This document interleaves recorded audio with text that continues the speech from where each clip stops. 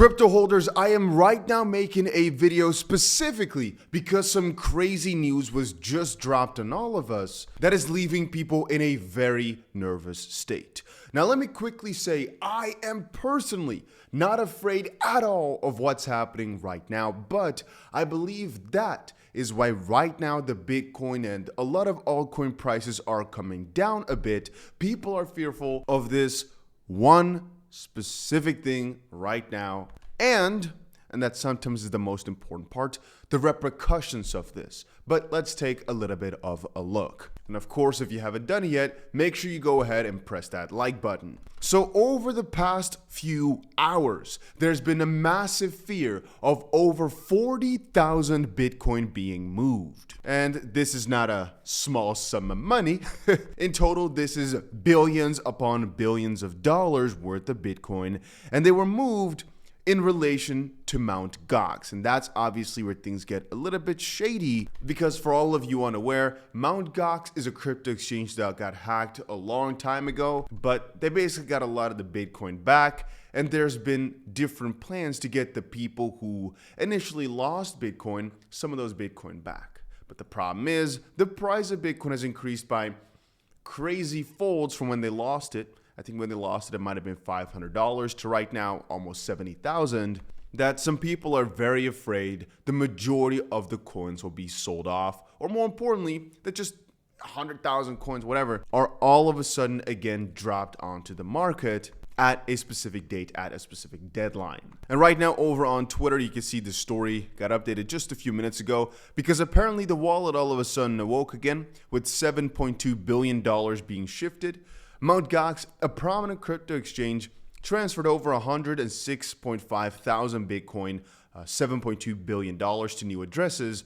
This marks the first significant movement of the funds from Mt. Gox in 5 years, sparking speculation and discussion within the cryptocurrency community about the reasons behind the move and potential implications for the market. The reason I am personally not really fearful is because we all know these Bitcoin exist. We all know these Bitcoin will be sent out, but the majority of people believe that the majority of this Bitcoin will not be sold. That's one. And second of all, even if they are, ultimately those were early crypto pioneers. I think it'll still be all right because of the opposite side of the equation being the massive inflows from ETFs. Apparently, right? This is just why I'm not afraid. This is to offset it. Bitcoin ETFs now hold more than 1 million Bitcoin combined globally, equating to around 5% of the circulating supply. The lion's share comes from 11 US spot Bitcoin ETFs, which have accumulated 855,000 Bitcoin since launching in mid-January, making an average of 6,200 Bitcoin per day. 6,200 Bitcoin a day. So if this 100,000 Bitcoin all of a sudden get dropped, I know some ETF inflows will not offset it directly, probably because of some ETF outflows as well, but following some logical deduction, it's not that bad. Looking at the numbers, it's not that crazy.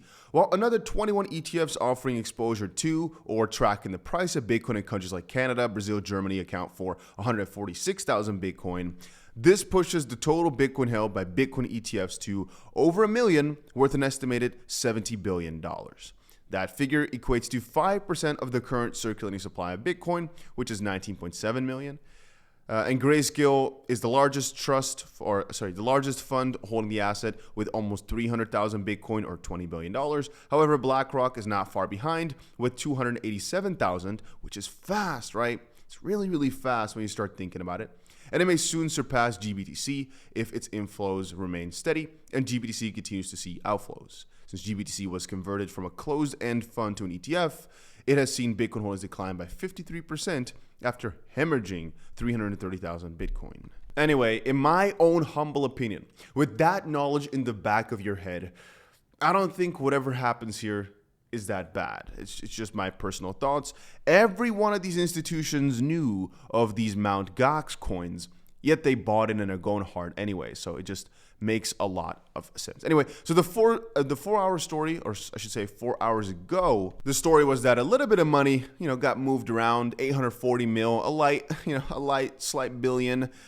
because Mt. Gox would distribute its holdings of 140,000 Bitcoin and 143,000 Bitcoin cash to creditors before October 31st. So again, people all of a sudden started thinking about this deadline again. But then all of a sudden, massive amounts of more Bitcoin are being moved, which made people think, hey, perhaps it's doing it now instead of before the deadline. And now, a few minutes ago, everything is finished because the Mt. Gox related address may have transferred all their Bitcoin to this unmarked address. No further transaction have occurred yet. And this is the first transfer since July of 2019. So in like 5 years that something has happened.